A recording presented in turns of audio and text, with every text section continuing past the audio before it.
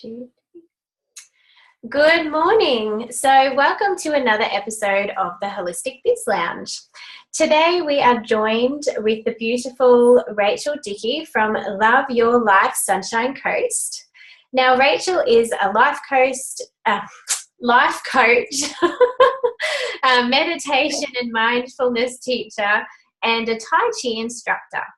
Plus, she's one of my beautiful students that did the Launch with Confidence Mastery with me, so she's one of my favourites. And I'm so pleased to welcome Rachel today. Hi, Rachel, how are you? Hi, Teresa. Very good. Thank you so much for having me. This is very exciting. I'm so excited to have you. And I'm so excited to chat with you about this beautiful new project that you have coming up, which is an amazing new book. So we will get into that a little bit in a minute.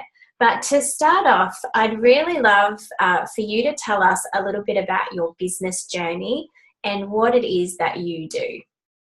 Sure, that would be great. So as you mentioned in your intro, I'm a life and mindfulness coach, focusing on building self-esteem in particular for women and children. My business journey has been over quite a few years now, and it's had a business name change, a relocation in states, but really exciting opportunities, meeting new people, bringing my classes of Tai Chi together with my kids' workshops, meeting some amazing women. And of course, the big part of my business journey so far has been doing the Launch with Confidence program with you, because I had no idea about any tech work or tech stuff in inverted commas, and I knew that I really desperately needed help in that area, and that was absolutely amazing, just getting those platforms up with some confidence, and having the continued support from you and the group. It's been great, and what I loved most, I guess, was just on the spot help. I mean, where do you get that? You often stand in line and you're frustrating tapping your toe when you're in the middle of trying to do something, but you're always available, and I absolutely loved that. So thank you. That's okay. But last year was a big part of actually the admin side of my business, which I knew I had to spend time on doing. And now this year I have the opportunity to bring all that together and continue on my journey, reaching out and doing what I love, teaching people about how to be the best that they possibly can be. Yeah, absolutely. And I have really loved watching that journey as well, because you are such an amazing lady, and what you do and what you teach, just needs to be out in the world. So I'm so glad that, that you have that sort of those other elements now, which is such a small percentage of your business and what you do. But as we know, it's important stuff that we need to know to get our message out there. But I'm loving seeing all the things that you do. And particularly you mentioned about the programs that you do for kids. And before we move on, I'd love for you to tell us about that, because this is what I absolutely love about what you do. Oh, for sure. Thank you for sharing your enthusiasm. That's so cool. Okay, so my kids program is called Proud Peacock, and it's all about teaching kids over a 6-week period, so weekly sessions on touching on topics that are really relevant to them and people in their lives. So for example, we talk on love, trust, building self-esteem, of course, is a big one. We talk on gratitude and kindness and stillness, which is teaching the kids how to be mindful and how to be in their own space and that be perfectly fine, not needing, any other extra stimulations outside of that time. So the workshop itself, or the course, if you like, because it's more like a course, it's spread out over the 6 weeks. We break those topics down weekly with relative stories that relate obviously to the topic of that week, and any activities that we can incorporate to bring the topic to life. So it's always fun and interactive. The kids share so much. I was really quite astonished when I first started these programs, thinking, what's it going to be like, teacher student, or are they all going to come in and interact? And they do, and that is the best part, because They say there's a saying, kids and animals are really truthful and honest. So if you want somebody's really honest opinion, go and ask them and they'll tell you how it is. Yes. And just to watch, like, as you mentioned, I do teach Tai Chi, to watch kids with their own energy. They're unaware, obviously, at the time of what it is that's going on, but they feel it. They don't need words.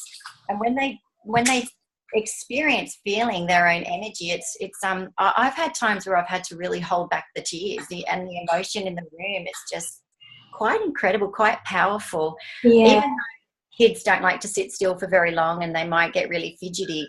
It's that introduction, or it's that planting that seed of what it felt like at that time, and then that nice gentle reminder of what that is and how you can continue to feel that way, particularly at a time when they're facing struggles or challenges in life. As we know, as adults, there is a lot of that growing up.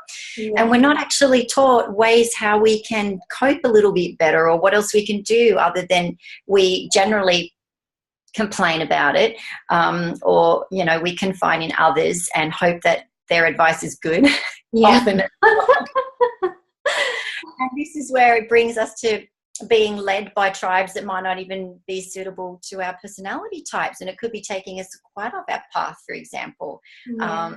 You know, so there's good and bad in everything, I know, but generally the kids' workshops are there to enlighten kids a little more about topics that are really important to themselves as they grow and develop into, you know, young children and then teenagers and so on.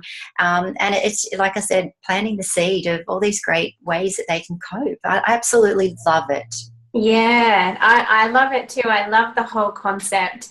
And just share with the listeners, before we came on, we were obviously having a little chat about, you know, how important it is to be able to give this message to our children now, and rather than, like we were saying, you know, we're, you know, certain ages now. and it's kind of one of those things we kind of wished that we had have known, or I guess learnt about a lot of this stuff when we were younger, and it could have saved us a bit of heartache. So I love that you are out there spreading that message now. And I guess that brings me to the next beautiful project that you have. And this is so exciting, but you are just about to launch an amazing book called Soar Like an Eagle, Beautiful. And it's launching next month, so May. And so I would love to hear a little bit about this book and what kind of inspired you to write it. Oh, thank you. I'd love to talk about the book. It was really easy, to be honest with you. And I dare say many of us have had the thought of perhaps writing a book. You know, for years I've said, going through situations in my life, you know, far out, I'm going to write a book one day. I've got so much to write about. Like, one day I'm going to write a book, one day. Anyway, you know, this is what I love about meeting other women. And sometimes that one person you'll meet and that conversation you have will be enough. And I met a lovely lady and we exchanged services around Christmas time. So I gave her a session on some mentoring, and we did a beautiful Tai Chi meditation session. And she gave me a session on her speaking and her profession and book writing, because I thought, oh, this will be interesting. Anyway, she said, what are you waiting for? And I said, well, you know, the perfect opportunity when I'm sort of in that time in my life where I can sit down and write, and I'm in the perfect house and environment. She goes, oh God, no, start now. Like, just start writing. And I thought, wow, that's what I did. I just started writing. And I think a lot of us, thinkers, if you like, have already pre-written scripts over and over again. Like, often when I'm riding my bike or walking, I'll have this massive conversation, and it's not necessarily with myself, it's downloading information. Yeah. Or express. And often I'll come home and I'll write pages of, you know, like a meditation or something, for example, that I want to share. But this time I just thought, I'm just going to start. And I just sat down at my laptop and I just put chapter 1 and off I went. And it was just there. The information was there and it just came to me and I loved it. I really, really enjoyed writing about some of my experiences, some of my clients and friends' experiences, because being women, it's what we enjoy to hear, because it gives us strength and courage. And again, it gives us permission to do the same, you know, and in particular, in this case, it's building self-esteem. And as you and I said earlier, it's a huge topic that really needs not just addressing, but more time invested. And that's the key. Yeah. We really need to invest in ourselves, and we often think, oh, well, what that means, okay, I need to set aside some money so I can go to the beauty parlor and make sure my skin's good and my hair's good, and physically I need to go to the gym. I have to have someone train me, you know, so I look good. But no, I've done all that, and not so much the beauty thing, because I'm not into that. Me neither. That's why I was saying the hair's better now, because I don't have to do anything to it. Well, we scrub up all right, and that's all that matters. Yeah. Really, you know, like, we can get away with that, so that's right. a good thing. But after many years of being in the fitness industry, I constantly judged my external self, and I was my own worst critic, and I know that wasn't good for my self-esteem.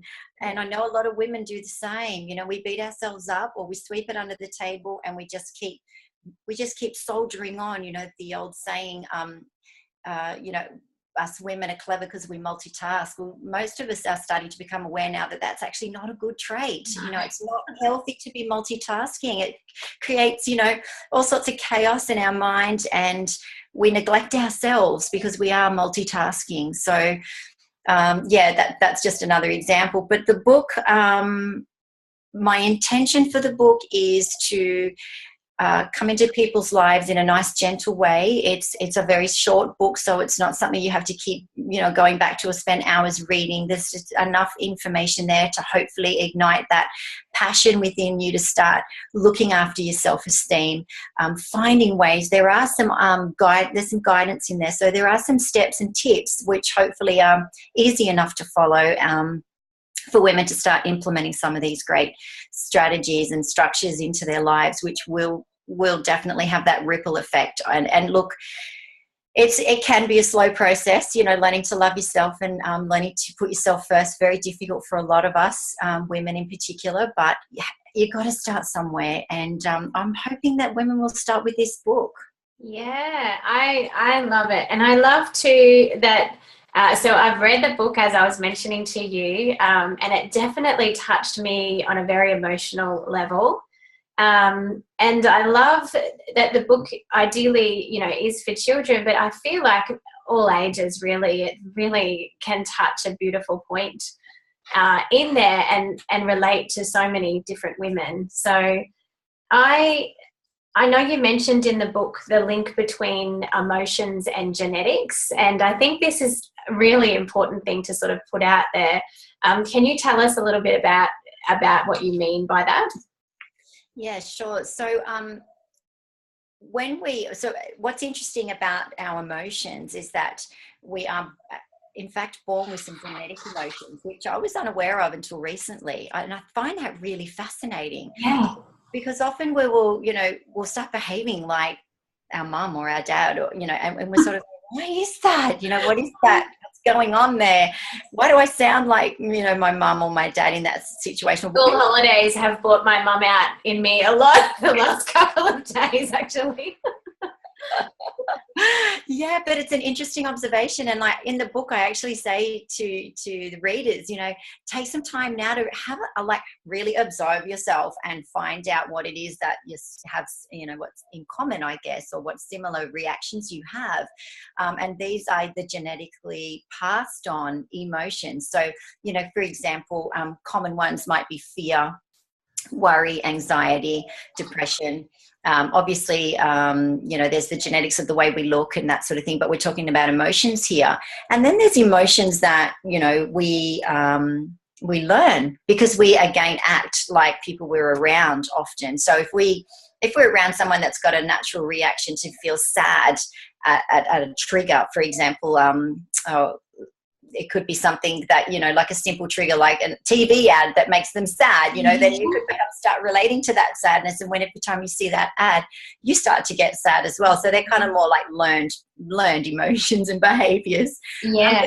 It is very interesting that we are born with genetical emotions, but that can be changed if it's something that you don't really particularly like or agree with. Good. And that was my next question, actually, because I loved how you mentioned that in the book about how children can pick up on their parents' emotions, because I often do feel myself slipping into my mum's and I know that her reactions come from the way she was brought up. And so I try not to, because I do know how that used to make me feel.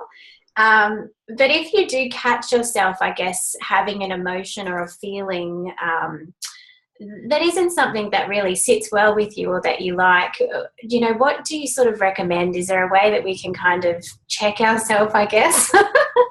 Absolutely. Yeah, definitely. I mean, they're the triggers. And I think what we need to notice is what the triggers are, or one at a time. Let's not get, let's not get ahead of ourselves. If you're thinking right now, I'll have several. Okay, let's one at a time, guys. Nice and slowly. Note down the trigger. Be aware of that time when you do start to have that reaction. And then you're completely aware the next time that happens to you, that you're in that moment. You have a certain amount of time now to take a breath and make a decision. So you can continue on with your normal reaction, or you can say to yourself, well, I'm aware of it. I don't want to react like I normally do. So I'm going to replace it with a new emotion. Yeah. So it's really about being aware. Yeah. And then it's entirely in your hands. What I love about this the most is we have so much more control over ourselves than what we actually think or believe or are aware of. And when we use these sort of examples and test it, like go on, really, I encourage you to test it. Note down the trigger. Be aware of how you're feeling. Like we're not trying to get rid of all emotions, of course, because we're human. So we do need to feel them and recognize them. But decide at that time that you don't want to feel it. Replace it with a new emotion and then start learning it. It's learning. It's something new. So it's like getting on a bike. Once you got it, you got it. Once you've got that new learned behavior pattern going on, you've got a new neural pathway to the brain and it's set up now. It just means practicing it. And it's just a repeat. It's continuously repeating it until it becomes very natural for you. And then before you know it, you'll no longer behave and react the old way. You've taken and adopted a new emotion, and it's absolutely fantastic because you've decided for yourself that is going to serve you better. Yeah, I love that. And we had our last class in the Balanced Entrepreneur Circle last night, and it was all about mindset and blocks. And we were talking about different things. And one of the most powerful tools that we came up with was writing it down, because obviously once you write it down, it loses a little bit of its power on our mind, for one, and it really allows us to be able to question it on paper and answer it on paper. Apart from that sort of tool, though, is there other tools that you use, when things are a bit rough, I guess, and you're starting to feel those emotions build up? What kind of tools do you use to sort of help you get through and be a bit clearer? Sure. Well, I think apart from that spontaneous decision to change the way you feel, that's an on-the-spot type decision. Apart from that, for me in particular, I decided that learning mindfulness and practicing mindfulness was the way I needed to go in order to feel better about myself. And now I put pretty much everything down to that. Through regular practice, I feel I have the control over situations I never had before. So what it teaches me is how to be grounded. And I think when someone's grounded, or when a person is grounded, they do have that control over themselves. When we experience highs and lows often, it is hard to find that place of being in a good mindset where we can make really good decisions, and we get really confused and we get chaotic in the mind again, and we start overthinking, and a lot goes on that's non-productive. However, if you implement a strategy like mindfulness regularly, you're in a different place all the time, and you are able to make decisions from that happy space, if you like, or that place of calmness. For me, it's calmness. So my life went from a major stress head, full of anxiety, couldn't breathe a lot of the time, suffered massive panic attacks, just didn't know how to cope. But I realized I wasn't well in those circumstances, that wasn't considered normal. But I didn't feel sick, or like, I didn't feel like, I felt I was still cruising quite well. You know what I mean? Yeah. Managing, I was, doing what I had to do with my family, and I was working and all the rest of it. However, I was nowhere near as productive as what I could have been, and I was nowhere near in control. And if you ask my older kids today, they will tell you their words were, "Mum, you're a massive stress head. You're always stressing." And I'm like, stress, that was a word that was like fired out left, right, and center at that time in my life. It's only used now when I blog, or when I might be helping a client. For me, I don't, it doesn't happen to me anymore. I don't allow it in my life, but I actually put that down to practice. Yeah. And it's a long process, because again, it's learning something new, and it doesn't happen overnight. But I actually hated to hear that when I first started it, because I wanted it so badly. Yeah. I really wanted change for me so badly. I wanted to be that balanced, happy, calm person. Don't tell me it's going to take forever. Do not tell me I'm a yesterday girl. I cannot wait for something like that. So, again, I think that's something I can help women with by saying, just start it. Yeah. It's the best advice I can give to anything in your life. Just start it and commit to it. When you commit to you and making some of these changes, as small as they are, you will definitely notice a huge improvement, and eventually you won't even be that person anymore. No, that's it. It's all baby steps. And I think too, when you're in the thick of it, you do just want instant results. But it has taken many years for us to be in that position that we're in. I do feel too, I was sort of in a similar position maybe 5 or so years ago, but for me, stress validated me. If I was stressed, things were good in my life. It meant I had lots on. Yeah. So it was like a validation, but I've definitely learned that that's so wrong. That is so wrong. But that's also something that I've taken on pretty much my whole life. But it all is baby steps, and any progress is good progress. So absolutely. And again, the key is just start it. Just find that something, find that guidance, find that help that you need in order to get things moving. And by writing this book, that is my intention, is just to get women in that mindset of creating some awareness, because once we're aware, we then have to make a choice whether we want to, accept what we're aware of, or whether we want to brush it under the table. And look, timing is everything, isn't it? I mean, not everybody's going to be ready to receive information when they get it. It might just be planting the seed, like we're doing with the children. It might just be that, great, here's some information. It's gentle, it's easy to retain. There's no,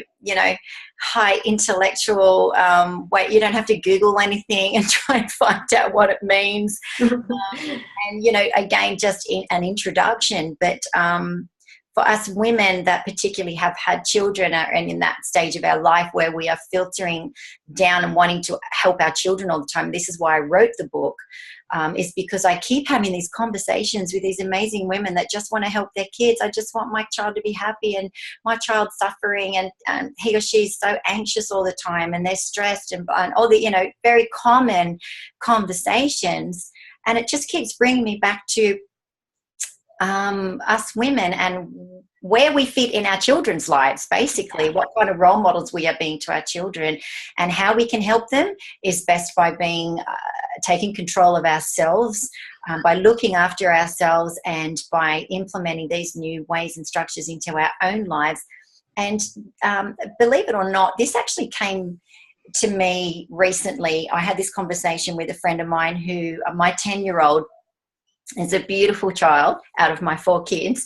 They're all beautiful, but Taylor is the one that's helped me the most evolve in my self journey, because all I wanted to do was help her. And a friend of mine said, far out, Taylor has come leaps and bounds since you started to work on yourself. And I just, whoa, it was a moment where I just went, wow, that was really powerful. and it stayed with me. And I guess it's helped me write my book. It's helped me help other women to realize that when you do take control and responsibility for yourself, I can guarantee your children will notice it. Absolutely. They will feel your energy. They'll notice your changes. They will be attracted to your positive change. And when that happens, you can basically take a breath and just watch how much your child's going to change with you. It's beautiful and it's powerful. And I really, really can't recommend it enough. Yeah, I think that's such an amazing point, because we do, I think, as women, feel that we need to be everything for everybody else, whether that is our children, our business, our partner, whoever that is. And we are often, pretty much always, the last person, you know, that we look after. But it's actually the reverse. It should be, you know, it's like the lighthouse theory. Like, we are the lighthouse. we need to build a strong, beautiful, glowing lighthouse to be that strong sort of pivotal person for all of those around us. We can't keep shipping out to other people and neglecting our lighthouse. So that's exactly right. Yeah, that's a beautiful way to explain it. And it has to be, because when you go back, like you said earlier, I mean, we behave like our mums, and our mums behave like their mums, and it just goes back generation after generation. And we're in a different time now. We have to be aware of the changes, and we have to take hold of some of those behaviors that are passed on from generation to generation, and decide for ourselves, is that really serving me at this time in my life and my family? You know, and I think coming back to being grateful for what we've got, you know, you become, there's much more to be grateful for when you're striving and you're becoming a better person yourself. You feel it, you know, and you become a magnet to all these great things. It's very true, you know, that whole energy field, and if you're working with it as well in terms of mindfulness or Tai Chi or whatever your, you know, connection might be, it's even more powerful. So there's a lot of great things we can do for ourselves. It doesn't have to cost a lot of money. It doesn't have to be about hours and hours and hours invested in ourselves. It's not that. It's not a difficult thing to do to start taking some responsibility. It starts with owning it and committing to it. yeah, and simple things like just having 5 or 10 minutes to yourself in a quiet space, you know, that's as simple as it can be. Yeah. I think just lastly, something that's sort of been ringing to me the whole time we've been speaking, and I know we sort of touched a little bit on it at the start, but I feel like we all have a bit of an inner voice. And one of the things I loved in your book, you mentioned that it's, so we all have these voice in our heads. Sometimes it's not very nice. It's maybe a mean girl telling us, you know, or beating ourselves up about different things. And I love that you mentioned in the book about how positive thoughts are great, but it's not just positive thoughts, you know, that work. It's actually the action behind the positive thoughts. So, and I'll probably get you to explain that a bit better than I just did. Well, thank you I'm glad you like that point, because for quite some time I thought, I'm on a roll here. I'm reading heaps of positive affirmations, and don't get me wrong, like, yes, I certainly don't regret that. That was a huge thing for me, being attracted to affirmations and reading them, and I still love them. I read them often. I'll find things that really, really resonate with me, and I'm like, wow, I'll get goosebumps and I'll get that flutter, and I'm like, get excited about this affirmation. They are a fantastic tool. But doing that alone, well, that is a fantastic way to start getting it into the brain and into the mind, and really good ways of reaffirming what does resonate with you. I find that really, really positive. But just saying positive things, or saying to yourself, yes, that's it, that's the outcome I'm going to get, I'm just going to stay positive about that, and leave it alone without any action, it's just not enough. It's almost, it's good, it's great, but it's not enough. Yeah. So to get more out of that, to have that evolve into something bigger and brighter and more productive, if you like, we need to give that positive thought, action or affirmation a nudge along with implementing a way to bring that positiveness into your life. Yeah. And yeah, so an example of actioning a positive thought might be, taking steps towards that idea you've got. Maybe it might take some research, or maybe you need to start talking to other people in that field, or talking to others that can actually help you with that little dream you might have.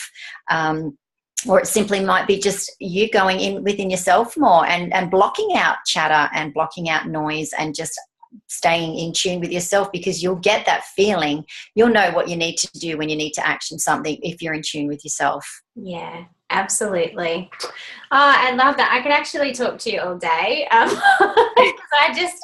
really do love everything that you're doing. And I'm a big believer in really encouraging our kids to have these beautiful tools and awareness, while they're young, so that their journey may be a little bit easier than ours was. But I also do love that. I love that this book is really something that can really touch, all ages. So that our listeners can, I know that you mentioned it's launching next month, but is there a way that we can maybe get in and put a pre-order in, or find out a little bit more about your book?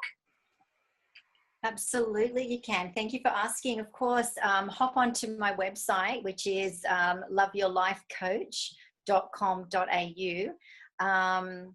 And it's there for you. Just click onto the shop button and the book's there. There's some really lovely reviews. You're welcome, of course, to read and find out what others are thinking of the book so far.